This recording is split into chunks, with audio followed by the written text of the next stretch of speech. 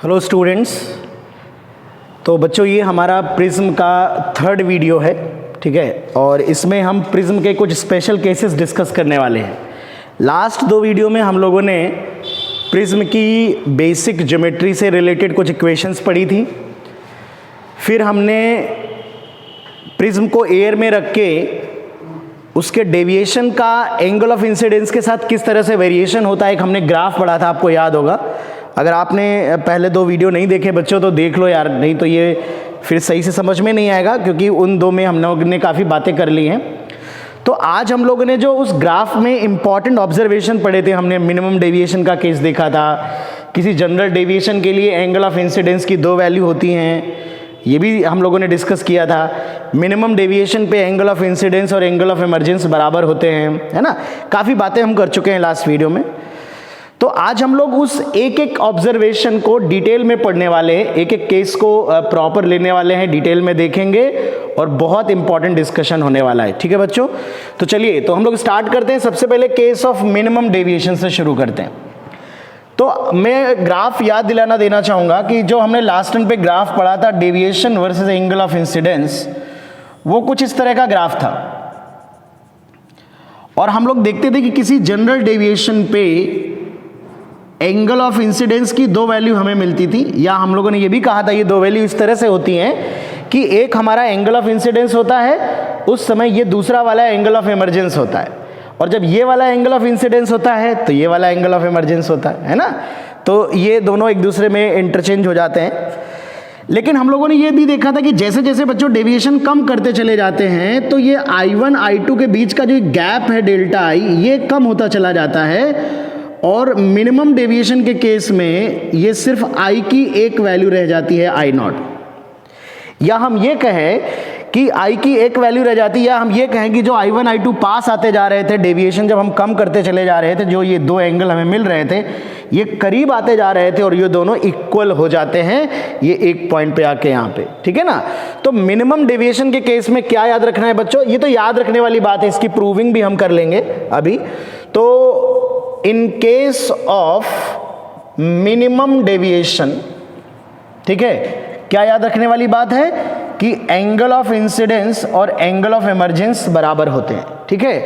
तो अगर angle of incidence और एंगल ऑफ इमर्जेंस बराबर हैं तो तुम यहां से समझ सकते हो कि अगर मैं यहां पे एक सिंपल डायग्राम बना के दिखा दूं, एक लाइट रे जा रही है, ये एंगल बच्चों अगर आई है,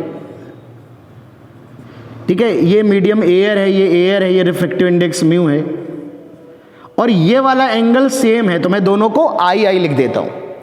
तो स्नेल्स लॉ से तुम कह सकते हो ये वाला जो एंगल होगा R1 और ये R2, दोनों एंगल ऑफ रिफ्रैक्शन। तो तुम अगर यहां स्नेल्स लॉ लगाओगे तो 1 sin I is equal to mu sine R1, यहां स्नेल्स लॉ लगाओगे mu sine R2 is equal to 1 sin I।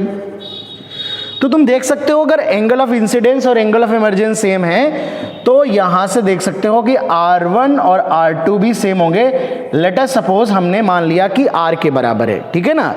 तो याद रखना, ये याद रखने वाली बात है कि जब हमारा मिनिमम डेविएशन होगा तो एंगल ऑफ इंसिडेंस और एंगल ऑफ इमर्जेंस बराबर होंगे, और उससे हम प्रूव कर सकते हैं कि जो दोनों इंटरनल एंगल बनेंगे, दोनों एंगल ऑफ रिफ्रैक्शन बनेंगे, वो भी दोनों बच्चों सेम होंगे, ठीक है ना। तो अब यहां से हम कुछ इंपॉर्टेंट रिजल्ट और इंपॉर्टेंट बातें निकालते हैं। सबसे पहले तो मैं एक इंपॉर्टेंट रिजल्ट निकाल देता हूं, जो हम एक लैब में एक्सपेरिमेंट भी करते हैं, determining the refractive index of a prism by deviation method, minimum deviation method, ठीक है ना। तो चलो जरा मैं अगर यहाँ पे थोड़ा सा और कैलकुलेशन करा दूं तो बच्चों हम लोग समझ चुके हैं R1 plus R2 is equal to A होता है। बट अगर मिनिमम डेविएशन का केस है तो R1 R2 सेम हो जाएगा, तो इसे मैं 2R लिख देता हूँ। R1 प्लस R2 R1 को मैंने दोनों को इक्वल है तो R मान लिया है A। यहाँ से R की वैल्यू A/2 होगी मिनिमम डेविएशन के केस में। ये रटना नहीं है, आप इतनी बातें बच्चों अगर याद रखेंगे ना तो आप क्वेश्चन कर ले जाएंगे, ठीक है। इसके बाद ये सारी बात R1 plus R2 equal to A तो जनरल रिलेशन है, हमने पढ़ा है, उसको आपको रटने की जरूरत नहीं है। तो R की वैल्यू यहाँ से आ जाएगी, और चूंकि डेविएशन मिनिमम है तो डेविएशन क्या होता है I plus E minus A, I plus E minus A होता है डेविएशन। तो I की वैल्यू हमारी I है और चूंकि ई और आई इक्वल है तो इसे भी आई मैं मान लेता हूं minus A, it is 2i minus A. ठीक है बच्चों, यहां से मैं minimum deviation is equal to 2i minus A, अगर मैं i की वैल्यू निकालना चाहूं तो i की वैल्यू आएगी मिनिमम डेविएशन, और ये जो प्लस माइनस ए है ये प्लस हो जाएगा plus A divided by 2, right. तो यहां से ये i की वैल्यू है, ये बस मैं डब्बे बना रहा हूं, इसको याद करने की जरूरत नहीं है आपको। ऑल राइट, तो r की वैल्यू a बाई 2 होगी, i की value del min plus a by 2 होगी। अब यहां पे आप किसी भी एक सरफेस पे स्नेल्स लॉ लगा दीजिए। ठीक है, ये बस मैं आपको एक्सप्लेन कर रहा था, r1 r2 बराबर, इन्हें मैं मिटा देता हूं। तो किसी भी एक सरफेस पे, चूंकि अब ये दोनों एंगल सेम है बेटा, है ना, तो r1 r2 को मैं r लिख दे रहा हूं। तो चाहे इस वाले पॉइंट पे सरफेस पे स्नेल्स लॉ लगा दीजिए, चाहे इस वाले पे, एक की बात है बेटा, है ना। तो चलो लेके लगा देते हैं स्नेल्स लॉ। तो 1 sine i is equal to mu sine r, यहां से म्यू की वैल्यू आ जाएगी sine i upon sine r. R की वैल्यू a बाई 2 है, मिनिमम आई की value del min plus a by 2 है, तो यहां से आ जाएगी साइन आई मतलब minimum deviation plus a divided by 2 whole divided by sine a by 2। तो ये फॉर्मूला है, ये आप याद कर सकते हैं। इस पे मेंस में या एडवांस में कोई सिंपल क्वेश्चन बन सकता है, या इसका कोई अच्छे क्वेश्चन में किसी ऑप्शन में इसका यूज हो सकता है। तो ये आपका फॉर्मूला डायरेक्टली आप यूज कर सकते हैं। ये लैब में जब आप एक्सपेरिमेंट करेंगे तब भी ये फॉर्मूला यूज करेंगे, और ये याद करने वाली चीज है। बट इससे कहीं ज्यादा इंपॉर्टेंट वो बातें हैं जो हम लोगों ने ग्राफ के थ्रू डिस्कस करी थी, और वो आपको याद रखनी है कि मिनिमम डेविएशन के केस में एंगल ऑफ इंसिडेंस और एंगल ऑफ इमरजेंस बराबर होते हैं। तो I1 I2 बराबर होगा, या I और E बराबर होगा, R1 R2 बराबर होगा। ठीक है ना, तो इस तरह से आप इसको कर सकते हो। अच्छा, ये चीज की बात अगर हम करें कि I और E बराबर होगा कि नहीं होगा, R1 R2 बराबर होगा कि नहीं होगा, इसको प्रूफ कर सकते हैं। ठीक है ना, लेकिन इसको प्रूफ करने से पहले मैं एक और इंपॉर्टेंट बात यहां पर एक्सप्लेन करना चाहूंगा। एक और इंपॉर्टेंट बात है, वो इंपॉर्टेंट बात ये है कि जब हमारा डेविएशन मिनिमम होता है, अगर मैं ये ए बी सी बात कहूं, ए बी सी, ये प्रिज्म ए बी सी है, और ये पॉइंट पी कह दूंगा, ये क्यू कह दूंगा, तो अगर ये प्रिज्म आइसोसेलेस प्रिज्म है, एक समद्विबाहु प्रिज्म है, और ऑफ कोर्स अगर इक्विलैटरल होगा तो आइसोसेलेस तो हो ही जाएगी बेटा, है ना। तो अगर ये आइसोसेलेस प्रिज्म है और मिनिमम डेविएशन का केस है, तो जो पी क्यू होता है ये पैरेलल होता है ए बी के, प्रिज्म के बेस के पैरेलल होता है, ध्यान रखिएगा। अच्छा, इसमें गड़बड़ी ये होती है कि बच्चों को सिर्फ आइसोसेलेस याद रहता है। अभी जेई एडवांस में 2-3 साल पहले एक मोर देन वन का प्रिज्म का क्वेश्चन आया था, और उसमें ये ऑप्शन दिया गया था कि ये वाली लाइन इसके पैरेलल है, और बहुत सारे बच्चों ने क्वेश्चन टिक कर दिया था, लेकिन उसमें एक छोटी सी एरर थी। बहुत बारीक बात पूछ लेते हैं कभी कभी, उन्होंने ये प्रिज्म आइसोसेलेस है ये तो नहीं बताया था, बट हाँ ये बताया था, बट ये नहीं बताया था कौन सी दो साइड्स इक्वल है। तो ध्यान रखना, ये वाली दो साइड इक्वल होनी चाहिए, A B is equal to A C. अगर ये वाली दोनों साइड इक्वल हैं, ये वाली दो साइड, और मिनिमम डेविएशन का केस है, तब जाके ये लाइट रेस के पैरेलल होगी, अदरवाइज नहीं होगी। ठीक है ना, तो सिर्फ आइसोसेलेस बोलने से ये कंडीशन ट्रू नहीं होती है, और अगर आइसोसेलेस के साथ साथ ये दो साइड इक्वल होनी बेटा जरूरी है, इस बात का थोड़ा ध्यान रखना। इसको बहुत आसानी से देख सकते हो, देखो मैं यहाँ पे ज्योमेट्री बना के दिखा देता हूँ।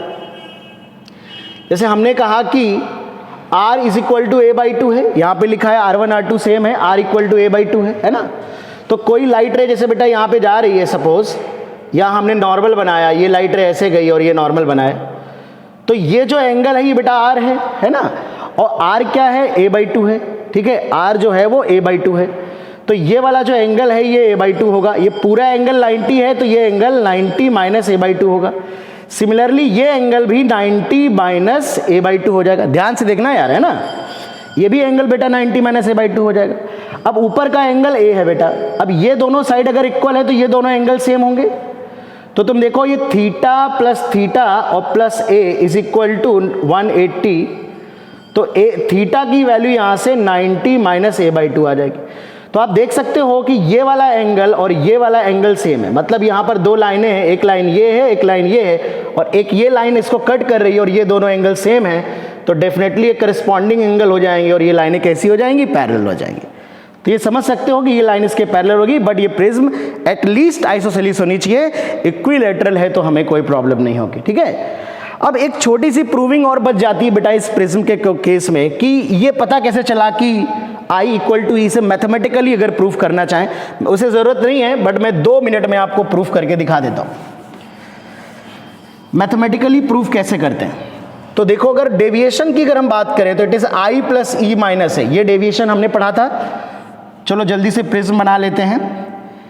कोई भी लाइट रे अगर यहां से ऐसे जा रही है और ये ऐसे जा रही है और ये ऐसे जा रही है, ये I है, ये E है, ये R1 है, ये R2 है, ये एंगल ऑफ प्रिज्म है।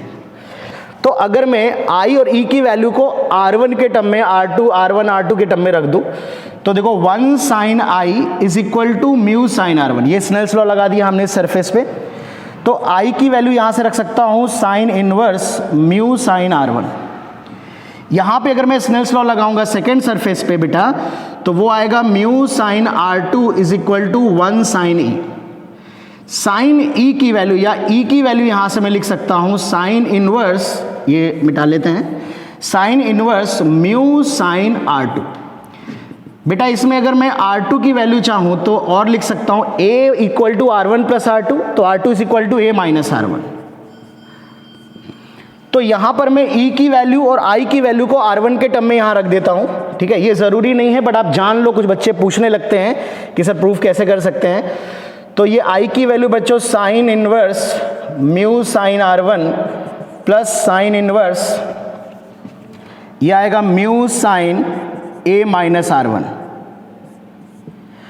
अब इसका अगर मैक्सिमम माइनस A भी है बेटा, यहां पे साथ ही साथ माइनस A भी है। अब मैक्सिमा मिनिमा अगर लगाना है तो यार कैलकुलस लगा सकते हैं, डिफरेंशिएशन जीरो करेंगे, बट तुम देख सकते हो साइन इनवर्स के अंदर साइन है तो डिफरेंशिएशन थोड़ा कॉम्प्लिकेटेड होगा।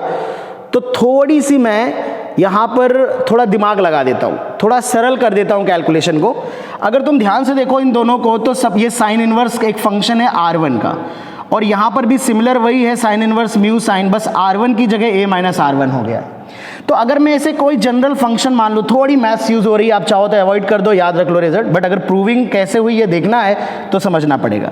तो if it is a function of R1, अगर मैं इसे फंक्शन ऑफ R1 मानूं तो ये function of A minus R1 होगा, ये R1 की जगह A माइनस R1 है, and this is minus A। यहां पर मैं ये इस इक्वेशंस मिटा रहा हूं, या simple this is minus A। अब मिनिमा के लिए मैं इसका differentiation d del by d R1 इसे जीरो करने वाला हूं, तो इसका डिफरेंशिएशन हो जाएगा f dash R1, simple what ever is the function, f prime लिख दिया, f डैश लिख दिया, plus f dash A minus R1, और अंदर वाले का डिफरेंशिएशन हो जाएगा -1, है ना। तो यहाँ माइनस आ जाएगा बेटा, और कांस्टेंट का डिफरेंशिएशन जीरो है, इक्वल टू जीरो कर दिया। यहां से आपकी इक्वेशन मिल रही है f dash R1 is equal to, यहां पे देख लो, f dash R1 is equal to f dash A minus R1, ठीक है, ये इक्वेशन आ जाएगी। तो इसका एक सिंपल सोल्यूशन है, R1 is equal to A minus R1, तो R1 आ जाएगा A/2। अगर R1 A/2 आ जाएगा तो R1 plus R2 equal to A है, तो R2 की वैल्यू भी क्या आ जाएगी, A/2 आ जाएगी। ऑल राइट, तो R1 R2 इक्वल हो गए। तो अगर R1 R2 इक्वल हो गए तो यहां पर स्नेल्स लॉ लगा के, अगर ये दोनों एंगल इक्वल है, सामने इधर मीडियम सेम है, तो स्नेल्स लॉ से सिंपल तुम प्रूव कर सकते हो कि I और E भी इक्वल होगा। तो मिनिमम डेविएशन के केस में कुछ विशेष बातें हैं जो आपको याद क्या रखना है, बस आपको यह याद रखना है I इक्वल टू E होता है, R1 इक्वल टू R2 होता है, दैट इज A/2, है ना। और इन दो के अलावा ये खास बात है जो याद रखनी है, प्रूव नहीं करनी है बार बार, ये मैंने प्रूव करके दिखा दिया है सिंपल तरीके से, बट प्रूव नहीं करनी है, इसी से आपका क्वेश्चन हो जाएगा। तीसरी बात अगर याद रख सकते हो तो ये याद रखो कि ये जो अंदर लाइन होती है, लाइट रे होती है, बेस के पैरेलल होती है, अगर ये दो साइड इक्वल हो तो, ठीक है, ये दो इक्वल होंगी तो पैरेलल नहीं होगी। वही था जेई के क्वेश्चन में बताया नहीं था कि कौन सी दो इक्वल है, तो आप गारंटी नहीं ले सकते कि लाइट रेस के पैरेलल हो जाएगी, यही गलती हो गई वहां पे बच्चों से, है ना। और ये जो म्यू का हमने फॉर्मूला निकलवाया था, इस पे न्यूमेरिकल बन सकता है, ये भी एक इंपॉर्टेंट जो है पार्ट है, इस पे हम न्यूमेरिकल अलग से लेंगे, इसमें मैं अभी क्वेश्चन नहीं ले रहा हूं, बट इस पे हम लोग सारे केसेस पहले डिस्कस कर लें, फिर मैं प्रिज्म पे हर एक केस पे क्वेश्चन डिस्कस करूंगा, ठीक है बच्चों। तो इसको जल्दी से नोट कर लो 1 मिनट में आप लोग।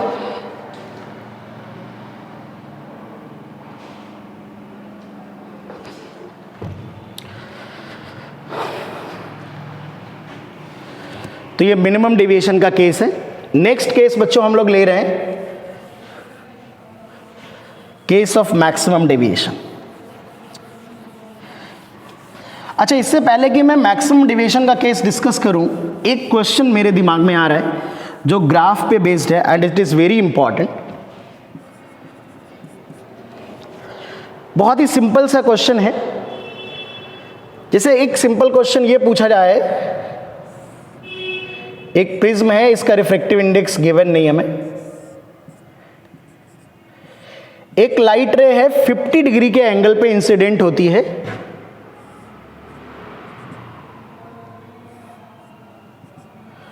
और 40 डिग्री के एंगल पे निकलती है, दोनों तरफ एयर है। ये क्वेश्चन गिवन है कि when angle of incidence is 50 degree, angle of emergence is 40 degree. ठीक है, अब अगर हमसे कहा जाए कि when angle of incidence is 52 degree, अगर मैं इसको 52 डिग्री कर दूं तो एंगल ऑफ इमरजेंसी की इमरजेंस की वैल्यू क्या हो सकती है? ई में बी क्या हो सकते हैं? 4 ऑप्शन मैं दे देता हूं कि अगर मैंने, ठीक है, इसको 52 कर दिया तो कौन कौन सी आंसर्स हो सकते हैं। तो इसका एक ऑप्शन मैं ले लेता हूं 38, दूसरा ऑप्शन ले लेता हूं 41, तीसरा ऑप्शन ले लेता हूं 39 और चौथा ऑप्शन ले लेता हूं 37। Which of the following may be the angle of emergence? Angle of emergence की वैल्यू क्या हो सकती है? अब यहां पर थोड़ा सा ग्राफ की एनालिसिस बच्चों यूज होती है। ठीक है, कई तरह से वैसे लोग अलग अलग तरह से एक्सप्लेन करते हैं। सबसे पहले अगर मैं एक सिंपल सी बात कहूं, मैं तुमसे कहूंगा बेटा आई की वैल्यू ये है और ई की वैल्यू ये है, क्या ये मिनिमम डेविएशन का केस है? क्या ये मिनिमम डेविएशन का केस है? तो बिल्कुल मिनिमम डेविएशन का केस नहीं, क्योंकि आई और ई बराबर नहीं। अगर आई और ई बराबर होते तो डेफिनेटली मिनिमम डेविएशन का केस होता। यानी ये मिनिमम डेविएशन का केस तो बिल्कुल नहीं। अगर हम इसका ग्राफ देखें, थोड़ा सा ऐसा स्ट्रेच रहता है ग्राफ, तो किसी डेविएशन पे ये एक है तुम्हारा 40 डिग्री और एक एंगल है 50 डिग्री। इसी तरह से एंगल होते हैं, ये वाला इंसिडेंस है, ये वाला इमरजेंस है ना। तो अब सबसे पहले तो ये देखो कि हमने एंगल ऑफ इंसिडेंस को बढ़ाया है। तो अगर हम यहां पे देखें एंगल ऑफ इंसिडेंस को बढ़ाने से क्या होगा, तो 1 sin i is equal to mu sine r1। मतलब अगर हम i को बढ़ाएंगे तो r1 बढ़ेगा। पक्की बात है, i को बढ़ाओगे तो r1 बढ़ेगा, r1 बढ़ेगा तो r2 घटेगा, क्योंकि r2 क्या होता है, a माइनस r1 होता है। दिमाग की बत्ती चला के रखना भैया, है। तो r1 अगर घटेगा, r2 घटेगा तो i2 घटेगा। फिर स्नेल्स लॉ से बोल रहा हूं, यहां पे स्नेल्स लॉ लिख दो तो i2 घटेगा। तो ये पक्की i2 या एंगल ऑफ इमरजेंस भी बोल रहा हूं, इसको कुछ लोग i1 i2 लिख लेते हैं। तो i को बढ़ाने से e घटता है, सिंपल बात है। यानी कि अगर मैं इसको 50 से 52 किया है तो घटेगा, तो बढ़ तो नहीं सकता, तो ये वाला ऑप्शन तो बेटा हो नहीं सकता बिल्कुल। लेकिन घटने में 3 पॉसिबिलिटीज आर देयर, है ना। 3 में से कौन सा हो सकता है? एग्जैक्ट क्वेश्चन नहीं पूछा, ना म्यू की वैल्यू दी है, ना एंगल ऑफ प्रिज्म की वैल्यू दी है। अब तुम ये देखो कि जो 50 डिग्री वाला एंगल है इसको हमने बढ़ाया है, ठीक है ना। 50 डिग्री वाले को हमने बड़ा कर दिया है, कुछ यहां आ गया है, और ये जो 40 डिग्री वाला एंगल है वो कम होने वाला है, डिक्रीज होगा, तो कुछ यहां आ जाएगा। तो 40 वाला कुछ यहां आ जाएगा, 50 वाला यहां आ जाएगा। तो ये दोनों को अगर मिला के यहां पे देखें तो पहले वाले से जो डेविएशन होगा वो इंक्रीज कर जाएगा, है ना। थोड़ा ये बस समझो, यानी कि डेविएशन जो होगा वो इंक्रीज करेगा। तो सबसे पहले तो डेविएशन अगर पूछा जाए कि what will be the effect on deviation, तो डेविएशन जो होगा इस सवाल में इंक्रीज करेगा। बट डेविएशन इंक्रीज करेगा तो चाहो तो तीनों ऑप्शन में डाल के चेक कर लो कि डेविएशन किस में इंक्रीज कर रहा है। चूंकि 38 भी घट रहा है, 39 भी घट रहा है, 37 भी कम हो रहा है ना। तो अगर तुम देखो डेविएशन पहले कितना था, i plus E minus A, पहले था 50 plus 40 minus A, that is 90 minus A. बाद में डेविएशन जो है, अगर मैं 52 प्लस 38 लिखूंगा तो होगा 90 माइनस ए। तो डेविएशन तो वही रहा, जबकि डेविएशन बढ़ जाना चाहिए, तो ये वाला गलत हो गया। i की वैल्यू 52 है, तो अगर मैं e की वैल्यू 41 तो हो ही नहीं सकता, 39 रखूंगा, तो 39 में ये आ जाएगा 91 माइनस ए, तो पहले वाले से डेविएशन ज़्यादा है, यानी ये पॉसिबिलिटी है, ये हो सकता है किसी म्यू और ए की वैल्यू पे कि ये तुम्हारा पॉसिबिलिटी है। अगर 37 डालूंगा तो 37 में बच्चों क्या आएगा, 89 माइनस आएगा, तो ये भी पॉसिबिलिटी नहीं होगी। तो only this value of deviation is, this value of angle of emergence is possible. एक छोटी सी सरल तरीका और भी है पता करने का कि तुम ये देखो कि जैसे हमने कहा कि ये जो ग्राफ है बेटा, अगर इस ग्राफ को ध्यान से देखो तो यहाँ पे स्लोप ज़्यादा होता है, कुछ ऐसा होता है, और यहाँ स्ट्रेच होता है ग्राफ। तो अगर ये ग्राफ ऐसे स्ट्रेच हो रहा है, किसी पर्टिकुलर डेविएशन में, मान लो मैं डेविएशन में चेंज करूँ, तो किसी गिवन चेंज ऑफ डेविएशन के लिए जो छोटा वाला एंगल होता है, छोटा वाला एंगल, उसमें जो चेंज होता है वो छोटा होता है, ठीक है ना। मान लो इस डेविएशन पे पहले आप थे, बाद में इस डेविएशन पे हो गए, तो इस डेविएशन पे आपको दो एंगल ये मिलेंगे और इस डेविएशन पे आपको दो एंगल बेटा ये मिलेंगे। ध्यान से देख लेना यार, सिंपल बात है।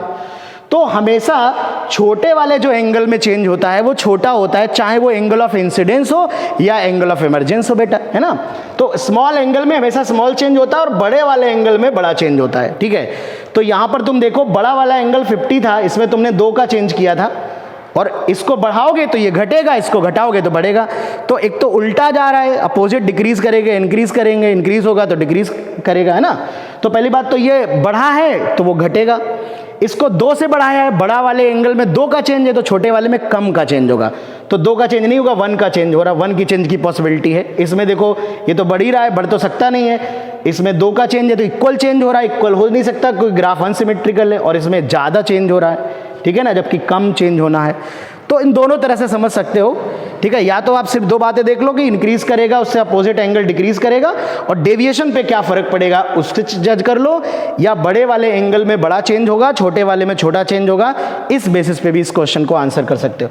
तो एक थ्योरेटिकल क्वेश्चन बनता है जिसमें थ्योरी यूज होती है, और मेरे हिसाब से काफ़ी अच्छा क्वेश्चन है।